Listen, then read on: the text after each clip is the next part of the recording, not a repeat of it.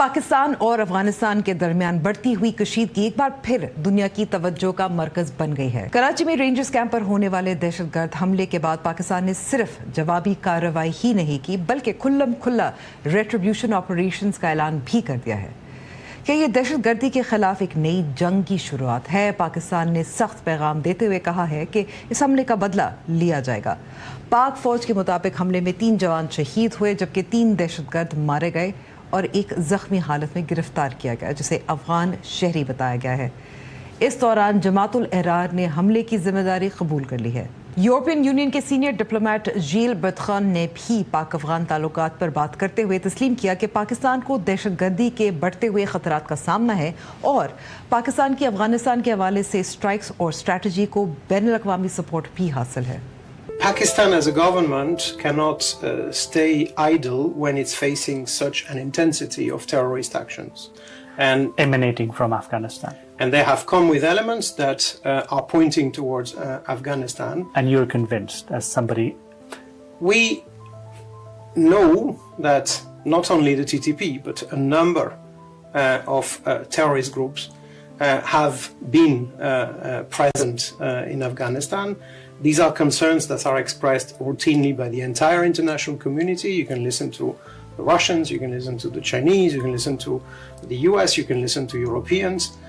This is one of the 3 core elements on which the de facto authorities have to take steps to make sure that the country does not become or does not become again a safe haven for a number of terrorist actions. And for TTP it is, apparently.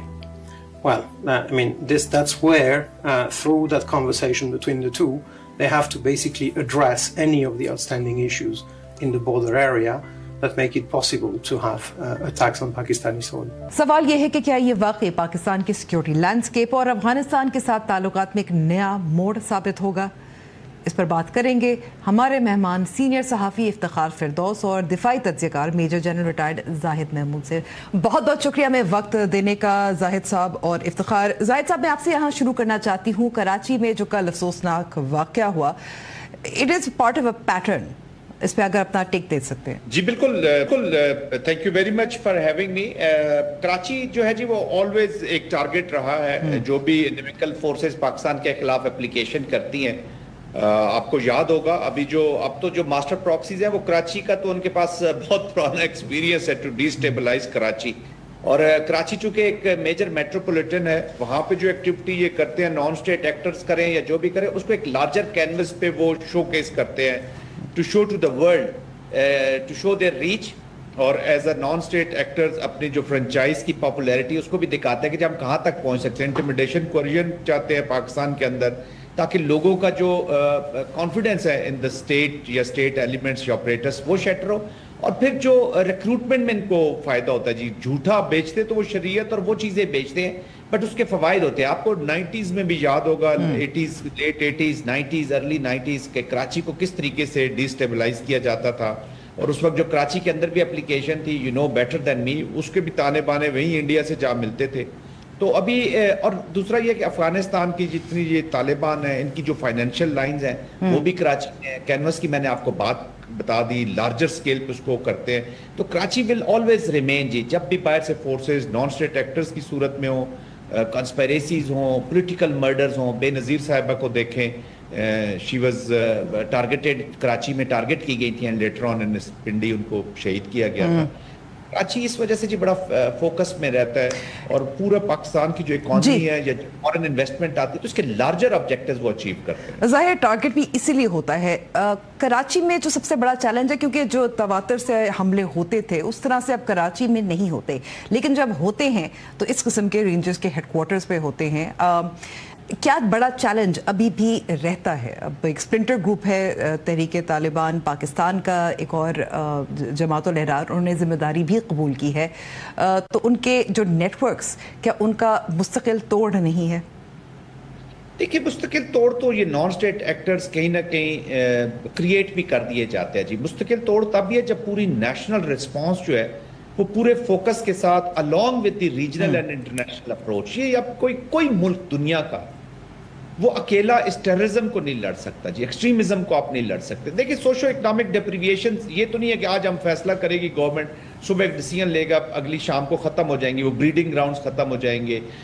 جو socio political انجسٹسز پہ social movements بھی شروع ہوتی ہیں, وہ بھی تھوڑی دیر بعد وہ ہائی جیک ہو کے سوشل ڈسرپٹیو موومنٹس بن جاتی ہیں. ہم کے پی میں دیکھ چکے ہیں, پشتون تحفظ موومنٹ کی شکل میں, وہاں پہ BYC کی شکل میں آپ دیکھ چکے ہیں بلوچستان میں. ابھی آپ کشمیر ایکشن کمیٹی میں دیکھ لیں, GB میں دیکھ لیں, کئی تو بڑے عجیب فینومیناز ہوتے ہیں, اور امیڈیٹلی وہ ابھی ایک کو چھوٹی سی میں مثال دوں, جب ایران میں اٹیک ہوا تو آپ کو یاد ہوگا گلگت بلتستان میں اور کراچی میں کونسلیٹ کے سامنے کیا سچویشن کریٹ ہوگی. آج وہ فورسز کدھر ہیں؟ وہ جواب دینا پاکستان جس طریقے سے ایران کے ساتھ کھڑا ہے, یا وہ جو جن کو شک کی نگاہ سے دیکھا جاتا ہے کہ they were doing it for other countries, تو کہنے کا مقصد یہ ہے کہ بہت انگریس ہے.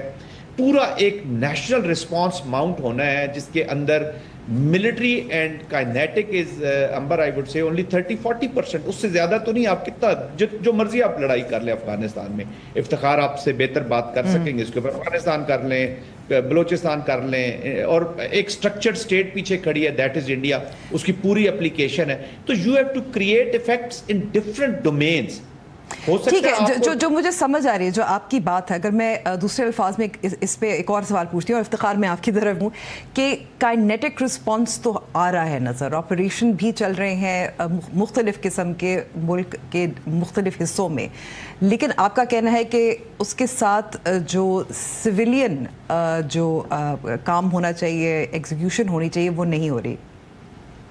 دیکھیے امبر, سمپل اسٹیٹ وے جو مشن اسٹیٹمنٹ میں دے دیتا ہوں کہ پولیٹیکل کلیئرٹی اینڈ اونرشپ کے ساتھ اینڈ پریسیژن کے ساتھ کائنیٹک کا استعمال کین برنگ یو وکٹری. اب پولیٹیکل جب اونرشپ اینڈ پولیٹیکل کلیئرٹی کے ساتھ آپ جو بھی کام کریں گے, اس میں آپ ساری چیزوں کو خود بخود ایڈریس کریں گے. Without political clarity and political ownership of the war, this is a war, اس کے بغیر آپ تو مرضی ملٹری یوز کر لیں, you will end up at chaos. ٹھیک ہے, اسی